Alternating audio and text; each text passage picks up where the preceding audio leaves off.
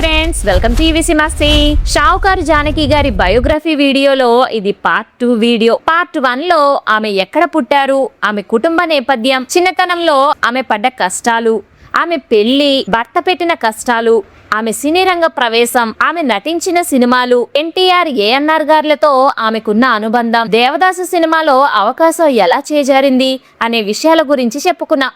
ఎవరైనా చూడకపోతే ఆ వీడియో కూడా ఓసారి చూసేయండి ఫ్రెండ్స్. ఇప్పుడు ఆమె చెల్లెలు కృష్ణకుమారి గారితో ఉన్న గొడవలు, ఆమెకు ఎన్టీఆర్ గారికి పెళ్లి అనే విషయంలో జానకి గారి పాత్ర, ఆమె వ్యక్తిగత విషయాలు, ఆమె ఆరోగ్య రహస్యం, కొడుకు ఎందుకు దూరంగా ఉంటున్నాడు, ఒంటరి జీవితం గడపడానికి కారణం ఏంటి అనే విషయాలు ఈ వీడియోలో చెప్పుకుందాం.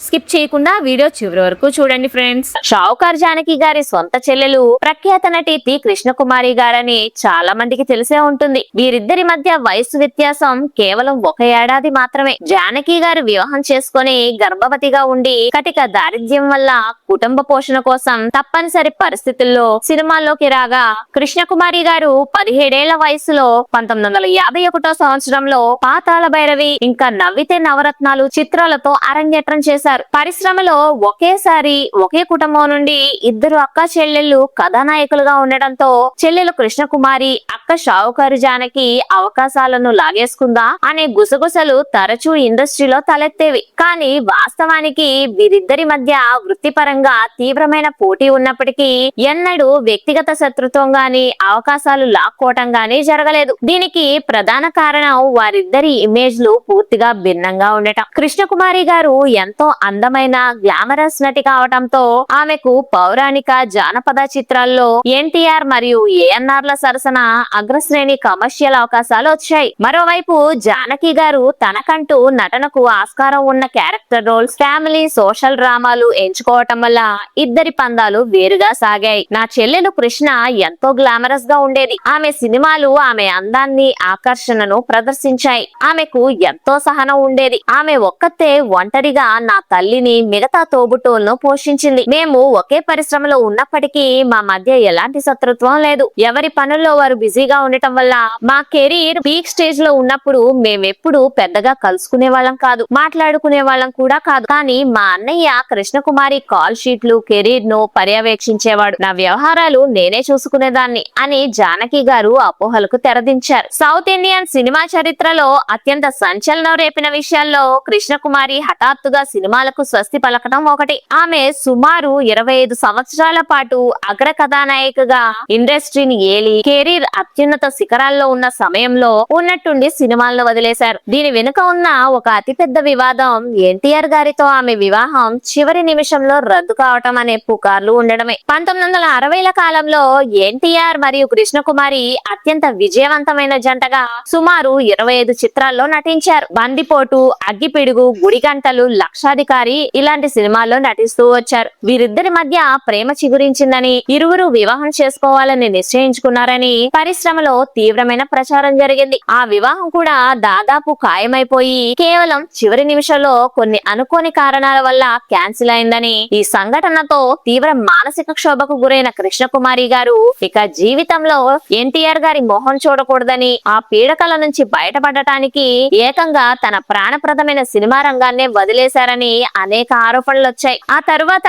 అజయ్ మోహన్ ఖైతాన్ అనే జర్నలిస్ట్ ను పెళ్లి చేసుకుని బెంగళూరులో స్థిరపడిపోయారామె. ఫ్రెండ్స్, ఈ విషయం గురించి పూర్తి వివరాలు తెలుపుతూ ఒక వీడియో చేశాను ఫ్రెండ్స్. లింక్ డిస్క్రిప్షన్ లో ఇస్తున్నాను, ఒకసారి చూసేయండి. ఈ మొత్తం వ్యవహారంలో షావుకారు జానకి గారు కావాలనే అడ్డుపడ్డారా అనే వాదనలు కూడా బలంగా వినిపించాయి. జానకి గారు తన చెల్లెలి జీవితం నాశనం కాకూడదనే ఉద్దేశంతోనే ఎన్టీఆర్ తో పెళ్లిని వ్యతిరేకించారని అప్పట్లో పత్రికలు రాశాయి. అయితే దీనిపై జానకి గారు ఎన్నడూ నేరుగా బహిరంగంగా స్పందించలేదు. ఒక ఇంటర్వ్యూలో దీనిపై సూటిగా ప్రశ్నించగా ఆమె సమాధానమిస్తూ ఆ సంఘటనను మనం ఇప్పుడు గుర్తు చేసుకోవాల్సిన అవసరం లేదు అని పూర్తిగా వ్యక్తిగతమైన విషయం అది అంటూ వివరణ ఇచ్చారు. వెండితెరపై ఎన్నో విజయాలు సాధించి లక్షలాది మంది అభిమానుల హృదయాల్లో దేవతగా వెలుగొందిన జానకి గారి వాస్తవ వ్యక్తిగత జీవితం మాత్రం ఎంతో విషాదభరితమైనది, కన్నీటితో నిండినది. కేవలం 15 ఏళ్ల వయసులో తనకు ఇష్టం లేకపోయినా తల్లిదండ్రుల బలవంతంతో జరిగిన వివాహం, భర్త బాధ్యతారాహిత్యం వల్ల పసిబిడ్డ కడుపు నింపటం కోసం సినిమాల్లోకి రావటం ఆమెను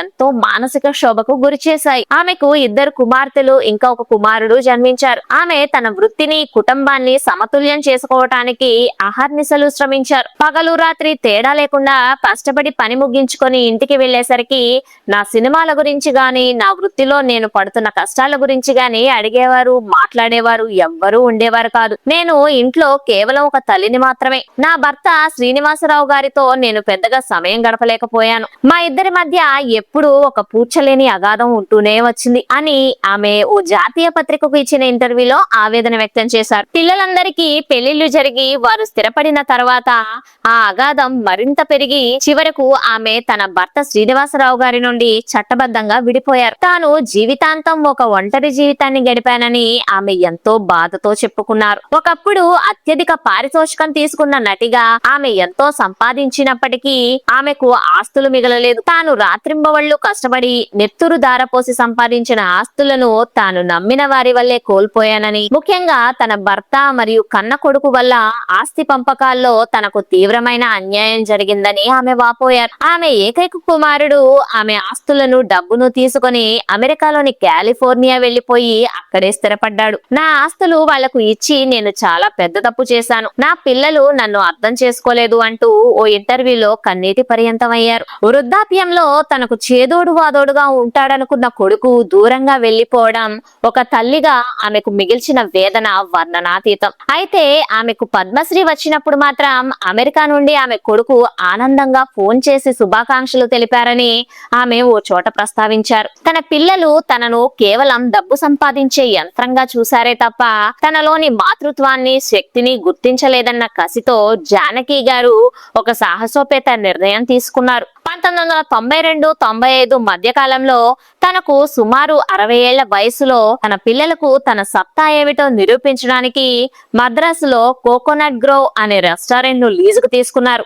ఏమాత్రం హోటల్ వ్యాపార అనుభవం లేకపోయినా స్వయంగా ఆమె ప్రతిరోజు 25 రకాల వంటకాలు దగ్గరుండి వండించేవారు. జానకి గారు వంటలు కూడా బాగా చేసేవారు. షూటింగ్ లో చాలా మందికి తన చేతి వంట రుచి చూపించి అబ్బురపరిచేవారు. తన హోటల్ కోసం వంటల తయారీకి అవసరమైన తాజా చేపలను స్వయంగా మెరీనా బీచ్ కి వెళ్లి తెప్పించేవారు. 50 నుండి 60 మంది చెఫ్లను సిబ్బందిని ఒంటరి మహిళగా ఎంతో చాకచక్యంగా నిర్వహించారు. కేవలం 6 నెలల వ్యవధిలోనే మద్రాసులో ఆమె రెస్టారెంట్ అత్యంత ప్రజాదరణ పొందింది. ఆ 3 ఏళ్ల కాలం నా పిల్లలకు నేను కేవలం నటిని మాత్రమే కాదు ఒక వ్యాపారాన్ని కూడా అద్భుతంగా నిర్వహించగలను అని నిరూపించడానికి సరిపోయింది అని ఆమె సగర్వంగా ప్రకటించారు. షావుకార్ జానకి గారి నటనా వారసత్వాన్ని ఆమె పెద్ద కుమార్తె అయిన యజ్ఞ ప్రభా గారి కూతురైన వైష్ణవి గారు కొనసాగించారు. వందలాది సినిమాల్లో తన నానమ్మ సృష్టించిన ప్రభంజనం చూసి పెరిగిన వైష్ణవి సహజంగానే సినీ రంగం వైపు ఆకర్షితులయ్యారు. వైష్ణవి 1987లో తమిళ చిత్రం తలైవనుక్కోర్ తలైవి సినిమాతో సినీ రంగ ప్రవేశం చేశారు. తన అద్భుతమైన నటనతో అనతి కాలంలోనే గుర్తింపు తెచ్చుకొని 1987 నుండి 97 వరకు సుమారు 10 ఏళ్ల పాటు తమిళ, తెలుగు, కన్నడ ఇంకా మలయాళ చిత్రాల్లో రజనీకాంత్ తో, ధర్మదురై, శరత్ కుమార్ తో, నాట్టామై, రోజా తదితర విజయవంతమైన చిత్రాల్లో నటించారు. కేవలం సినిమాల్లోనే కాకుండా నాటక రంగంలో కూడా అమ్మమ్మ గారి బాటలోనే నడిచారు. 1993లో లక్ష్మీ కళ్యాణ వైభోగమే అనే నాటకాన్ని America, Thailand, Sri Lanka, Paris, London వంటి దేశాల్లో 100కు పైగా ప్రదర్శనలు ఇచ్చి అంతర్జాతీయ గుర్తింపు పొందారు. 1996లో తన తొలి సినిమాకు సినిమాటోగ్రఫర్ గా పనిచేసిన అరవింద్ కమలనాథ్ ను వివాహం చేసుకున్నారామె. తర్వాత వైష్ణవి సినిమాలకు స్వస్తి పలికి కుటుంబ జీవితానికి పరిమితమయ్యారు. వీరికి అదితి, మేఘన అనే 2 కుమార్తెలున్నారు. ప్రస్తుతం 2026 నాటికి షావుకారు జానకి గారి వయసు 94 సంవత్సరాలు దాటింది. వయసు మీద పడటంతో ఆమె ప్రస్తుతం సినిమాల వాతావరణానికి, కోలీవుడ్ ఇంకా టాలీవుడ్ హడావిడికి దూరంగా అత్యంత ప్రశాంతమైన జీవితాన్ని గడుపుతున్నారు. ఆమె తల్లి సచీదేవి మరణించే ముందు తన 2 కూతుళ్లు జానకి, కృష్ణకుమారి ఎప్పుడూ కలిసిమెలిసి ఉండాలని, వృద్ధాప్యంలో శేష జీవితాన్ని ఇద్దరు ఒకే చోట గడపాలని కోరుకున్నారట. తల్లి చివరి కోరికను నెరవేర్చడం కోసం కృష్ణకుమారి గారు ఇంకా ఆమె భర్త అజయ్ మోహన్ ఖైతాన్ బెంగళూరులోని తమ సువిశాలమైన ఎస్టేట్ లో 8000 చదరపు అడుగుల స్థలాన్ని జానకి గారికి విక్రయించారు. ఆ స్థలంలో జానకి గారు సాయి కుటీర్ పేరుతో తన అభిరుచికి తగ్గట్టుగా ఒక అందమైన ఇంటిని నిర్మించుకున్నారు. ఇద్దరు అక్కా చెల్లెళ్ళు ఇళ్లకు మధ్య కనీసం ప్రహరీ గోడ కూడా లేకుండా రోజు ఒకరింటికి ఒకరు నడుచుకుంటూ వెళ్లేంత ఆప్యాయంగా చివరి 20 ఏళ్లు కలిసి గడిపారు. పాత జ్ఞాపకాలను నెమరు వేసుకుంటూ ఒకరి సినిమాలను మరొకరు చూసుకుంటూ వారిద్దరూ ఎంతో ఆనందంగా గడిపారు. కానీ 2018లో తీవ్రమైన అనారోగ్యంతో సోదరి కృష్ణకుమారి గారు మరణించడం జానకి గారిని తీవ్రంగా కలిచివేసింది. తనలో సగభాగం పోయిందని ఆమె రోధించారు. ప్రస్తుతం ఆమె బెంగళూరులోని ఆ సాయి కుటీర్లోనే ఒంటరిగానే ఎంతో సంతోషంగా జీవిస్తున్నారు. వృద్ధాప్యంలో కూడా సాంకేతికను అందిపుచ్చుకొని ఆన్లైన్ ద్వారా వాట్సాప్ వీడియో కాల్స్ లో తన కుటుంబ సభ్యులతో ఎప్పటికప్పుడు మాట్లాడుతూ ఉంటారు. 94 ఏళ్ల వయసులో కూడా ఆమె తన పనులు తానే చేసుకుంటూ ఎవ్వరిపైన ఆధారపడకుండా స్పష్టమైన గొంతుతో కళ్ళలో అదే పాత ప్రకాశంతో ఆరోగ్యకరమైన చిరునవ్వుతో ఉండటం అందరినీ ఆశ్చర్యపరుస్తుంది. ఓ ఇంటర్వ్యూలో ఆమె తన సుదీర్ఘ ఆయుష్ ఇంకా ఆరోగ్య రహస్యాలను నేటి తరంతో ఇలా పంచుకున్నారు. ఆమె ఎప్పుడూ కడుపు నిండా తినరు. చాలా తక్కువ మోతాదులో కేవలం శరీరం నడవటానికి ఎంత శక్తి అవసరమో అంతే తింటారు. బయట ఆహారాన్ని పూర్తిగా నిషేధించి పోషక విలువలున్న ఇంటి భోజనాన్నే తీసుకుంటారు. ఉదయం సూర్యోదయానికి ముందే త్వరగా నిద్ర లేవటం, క్రమం తప్పకుండా ప్రతిరోజు వయసుకు తగ్గ యోగా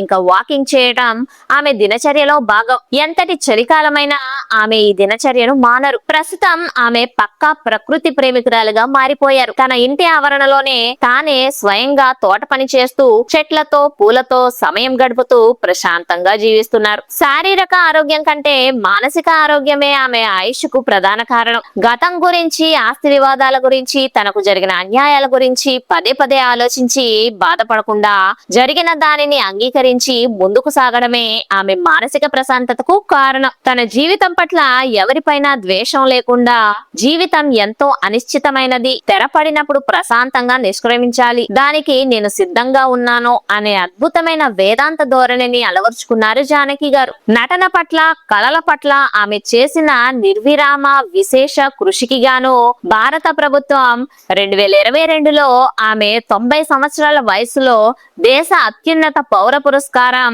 పద్మశ్రీతో సత్కరించి సముచితంగా గౌరవించింది. సుందర్ పిచై, సత్య నాదెళ్ల లాంటి దిగ్గజాలతో పాటు పద్మశ్రీ పురస్కారాల జాబితాలో తన పేరు ఉండటం వల్ల ఆమె ఎంతో గర్వపడ్డారు. జీవితంలో ఎన్ని తీవ్రమైన ఆటుపాట్లు ఎదురైనా, నమ్మిన వాళ్లే మోసం చేసినా సడలని ఆత్మవిశ్వాసంతో, స్వయం కృషితో, ఏమాత్రం కల్మషం లేని చిరునవ్వుతో ఎలా జీవించాలో చెప్పడానికి షావుకారు జానకి గారి జీవిత చరిత్ర భావితరాలకు ఎప్పటికీ ఒక సజీవ పాఠ్య పుస్తకం. ఇది ఫ్రెండ్స్, షావుకారు జానకి గారికి సంబంధించిన పూర్తి వివరాలు. జానకి గారి సినిమాల్లో మీకు ఏ సినిమా బాగా ఇష్టమో కమెంట్స్ లో కమెంట్ చేయండి.